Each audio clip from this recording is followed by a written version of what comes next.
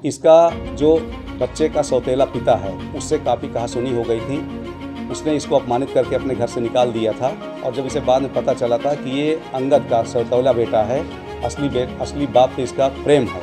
तो इसने सोचा कि मैं इस बच्चे को मार दूंगा तो ये जो FIR है वो अंगद के नाम होगी।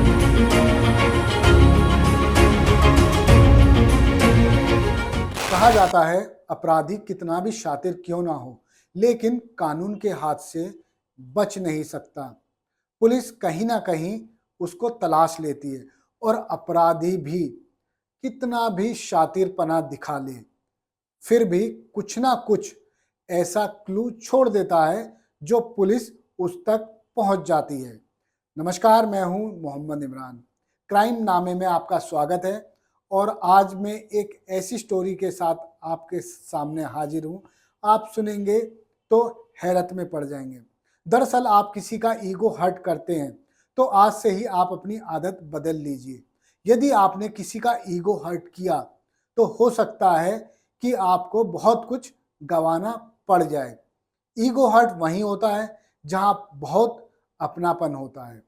इसीलिए अपनेपन में मजाक भी करें तो जरा संभल कर, किसी को कोई बात बोलें तो जरा संभल कर। नोएडा पुलिस ने एक ऐसे ही मामले का खुलासा किया है जिसे परत दर परत खोलने के बाद पाया गया कि व्यक्ति की ईगो हर्ट की गई थी। दरअसल मामला उस समय सामने आता है जब एक 6 वर्ष का बच्चा अचानक से अपने घर से गायब होता है। इस बच्चे को तलाशने के लिए उसके सौतेले पिता और माता काफी तलाश करते हैं, लेकिन जब उसका कोई पता नहीं चलता तो वो पुलिस से शिकायत करते हैं। पुलिस से शिकायत होती है, लेकिन पुलिस सोचती है कि बच्चा गया कहाँ। फिर क्या था, पुलिस लग जाती है तफ्तीश में। क्योंकि माता पिता और एक उनका सहयोगी अंगद वो बच्चे को ढूंढ रहा होता है। लगातार पुलिस के पास जाते हैं, थाने जाते हैं और वहीं बैठ जाते हैं। कहते हैं प्लीज हमारे बच्चे को तलाश कीजिए। माँ रोती है, बिलखती है, ममता दिखाई देती है, लेकिन पिताजी बार बार कहते हैं मेरा बेटा कहाँ गया। इसी दौरान जब पुलिस को ये पता चलता है कि ये असली पिता नहीं है, ये सौतेला पिता है। असली पिता तो प्रेम बिहार में है। हालांकि प्रेम भी दूसरी शादी कर चुका है, लेकिन जब एक कहानी पता चलती है कि प्रेम ने कुछ दिन पहले ही पिता को कहा था कि आप मेरा बेटा वापस दे दीजिए, नहीं तो मैं कोर्ट के थ्रू ले लूंगा। ये सब कहानी पुलिस को पता चलती है और पुलिस को लगता है कि हो सकता है कहीं ना कहीं जो बिहार में बच्चे का असली पिता है वो इस सब में इन्वॉल्व है। यानी शक की सुई प्रेम की ओर घूम जाती है। जब प्रेम से बातचीत की जाती है तो फिर पुलिस को फिर डाउट होने लगता है। उसके बाद पुलिस ढूंढती है, बच्चे को तलाशती है, आस पड़ोस वालों से बातचीत करती है।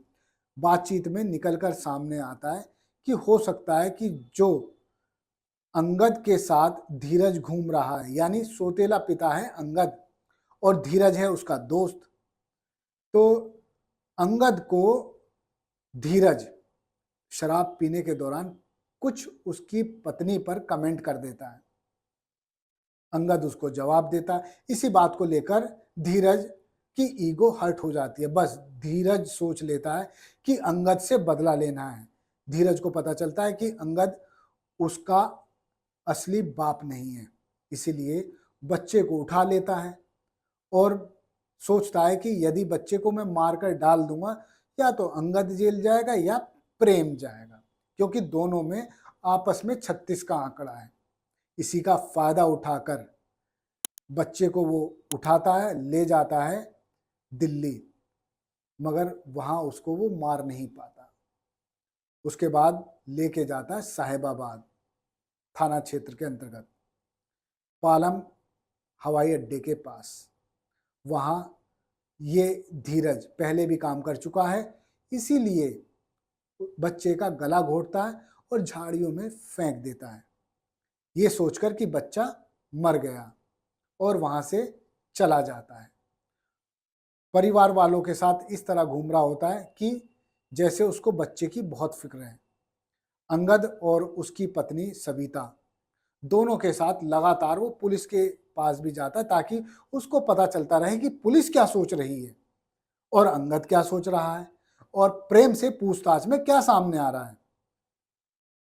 पुलिस सीसीटीवी फुटेज खंगालना शुरू करती है। एक फुटेज में बस बच्चे को ले जाते हुए धीरज दिखता है। पुलिस समझ जाती है कि मामला क्या है। पुलिस धीरज को पकड़ती है और उससे जब पूछताछ करने की सोचती है तो धीरज पुलिस को गच्चा देने की सोचता है। वो भागने लगता है, बताता है कि मैं ग्रेटर नोएडा हूं।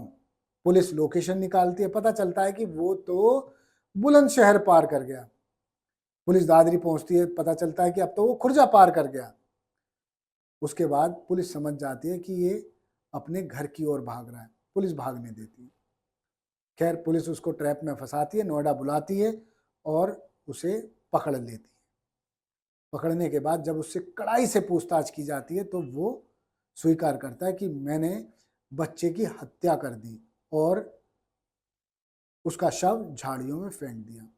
पुलिस उसको मौके पर लेकर जाती है और पता करती है आसपास रहने वाले लोगों से कि यहाँ किसी बच्चे की लाश मिली है क्या। आसपास रहने वाले लोग बताते हैं कि एक बच्चा बदहवास अवस्था में यहाँ मिला था, जिसको थाना साहिबाबाद पुलिस ले गई। उसके बाद पुलिस जाती है थाना साहिबाबाद, बच्चे का फोटो दिखाती है और पूछती है कि ये बच्चा क्या मिला। पुलिस कहती है यस, ये बच्चा मिला था और अब हमने इसको चाइल्ड हेल्पलाइन वालों के हवाले कर दिया, जिसको एक बाल गृह में रखा गया है। पुलिस मौके पर जाती है, बच्चे को देखती है, समझ जाती है कि बच्चा जिंदा है। लेकिन उससे पहले पुलिस बताती है कि ये बच्चा घायल अवस्था में था और इसके गले पर दबाने के निशान थे, चेहरे पर चोटें थी। खैर पुलिस फिर बच्चे का भी स्टेटमेंट लेती है। बच्चा बताता है कि किस तरह से धीरज ने उसके साथ मारपीट की और उसको झाड़ियों में फेंक के गया। कुल मिलाकर पुलिस की पूछताछ पूरी होती है तो पुलिस को यही पता चलता है कि अंगद के साथ धीरज का मनमुटाव हो गया था, वो भी शराब पीते वक्त, और उसको पता चल गया था कि अंगद 6 वर्ष के बच्चे का असली बाप नहीं है। उसका असली बाप प्रेम कुमार है जो बिहार में रह रहा है और लगातार वो बच्चे को अपने पास भेजने के लिए अंगद पर दबाव बना रहा है। इसी सब को सोचते हुए धीरज ने पूरी प्लानिंग बनाई और बच्चे का मर्डर कर रहा अपने हिसाब से। उसको ये नहीं पता था कि बच्चा बच जाएगा। फिर क्या था, उसको ये मालूम था कि फंसेगा अंगद और प्रेम, दोनों ही जेल जाएंगे और उसकी ईगो सेटिस्फाई हो जाएगी। लेकिन ऐसा नहीं हो पाया, बच्चा बच गया। वही कहावत है, जाको रखे साइयां मार सके ना कोई। क्यों? क्योंकि धीरज बच्चे को मरा हुआ समझकर छोड़कर गया था। डीसीपी राम बदन सिंह इस पूरे मामले को लीड कर रहे थे और पल पल पर नजर रखे हुए थे। सुनिए क्या कहते हैं। देखिए 17 नवंबर को थाना फेज 1 में एक सूचना दी गई थी कि सिंकू नाम का एक 5 साल का बच्चा वो गायब हो गया है। इस पर तुरंत हमने एफआईआर पंजीकृत की, 2 टीमें लगाई और बच्चे को ढूंढने का पूरा प्रयास किया गया। सीसीटीवी फुटेज देखे गए तो उसमें एक व्यक्ति जिसका नाम धीरज है वो ले जाता हुआ बच्चे को दिखाई दिया। शुरुआत में तो ये भी व्यक्ति धीरज पुलिस के साथ था ढूंढवाने में, लेकिन बाद में जब इसकी भूमिका संदिग्ध लगी तो ये फिर बिहार भाग गया था।